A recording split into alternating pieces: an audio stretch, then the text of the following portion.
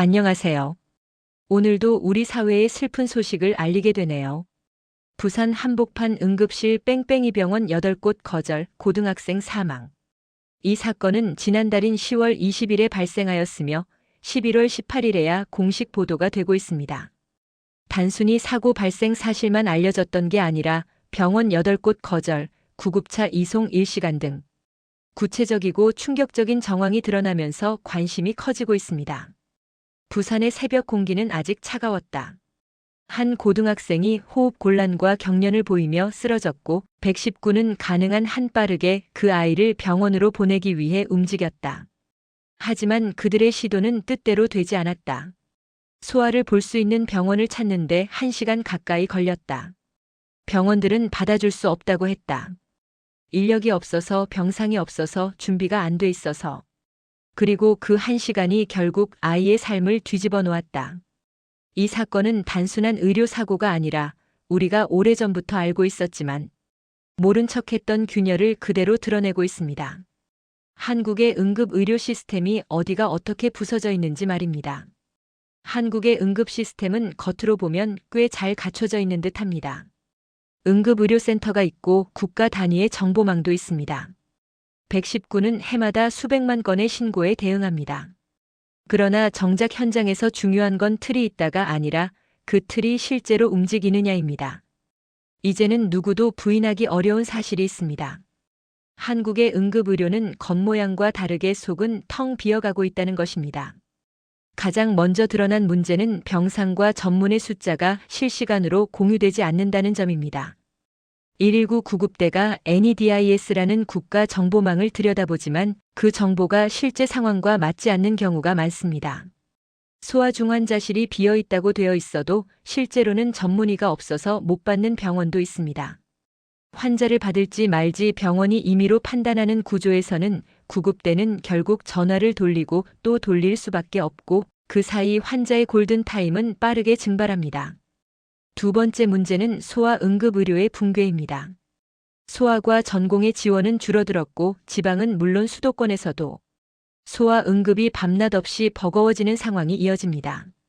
아이들은 어른보다 빨리 악화되는데 오히려 소아 응급 인력은 가장 빨리 없어졌습니다. 부산 고등학생 사건은 그 공백이 실제 생명을 앗아간 대표적 사례입니다. 세 번째 문제는 지역 간 연계 부재입니다. 한 병원이 힘들면 다른 병원이 받는 구조가 아니라 모두가 힘들면 그냥 아무도 못 받는 구조입니다. 이 단순하고 잔혹한 시스템이 부산의 아이를 죽음으로 밀어넣었습니다. 그렇다면 다른 나라는 어떻게 하고 있을까? 먼저 미국을 살펴보면 미국도 응급실 과밀이 아주 심각합니다. 환자는 해마다 늘고 있지만 병상 수는 오히려 줄어드는 곳도 많습니다. 그래서 병원 복도에 환자를 늘어놓고 진료하는 경우도 흔합니다. 하지만 중요한 차이가 있습니다. 미국에는 EMTALA라는 강력한 연방법이 있습니다. 환자의 상태가 응급이면 병원은 보험이 있든 없든 반드시 진료를 시작해야 합니다. 거절하는 순간 병원은 법적으로 큰 처벌을 받습니다. 때문에 미국의 문제는 병원이 안 받는 것이 아니라 받고 나서 과밀로 쓰러지는 것입니다. 즉, 문제의 본질이 한국과는 조금 다릅니다. 한국은 아예 입구에서부터 환자가 뺑뺑이를 도는 구조지만 미국은 일단 받아놓고 내부에서 병목이 생깁니다.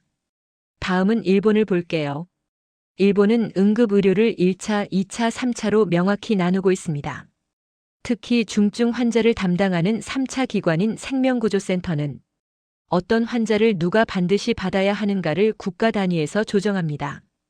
EMIS라는 응급의료 정보 시스템 등 전국 단위 정보 플랫폼을 운영해 어느 병원이 어느 정도 여유가 있는지, 어디에 어떤 환자를 보내야 하는지 국가 차원에서 보는 구조를 갖추고 있습니다.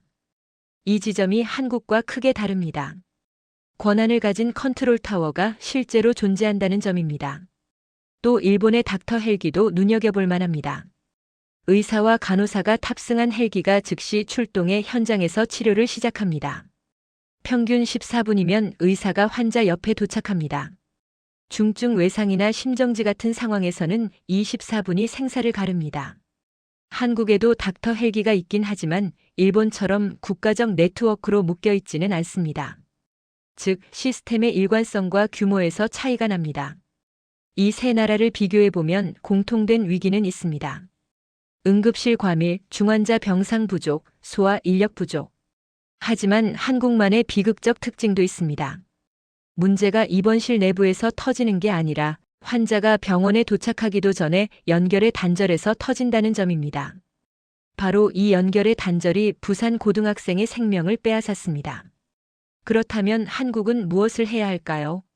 정답은 이미 나와 있습니다. 우리는 다 알고 있지만 실행하지 않았습니다.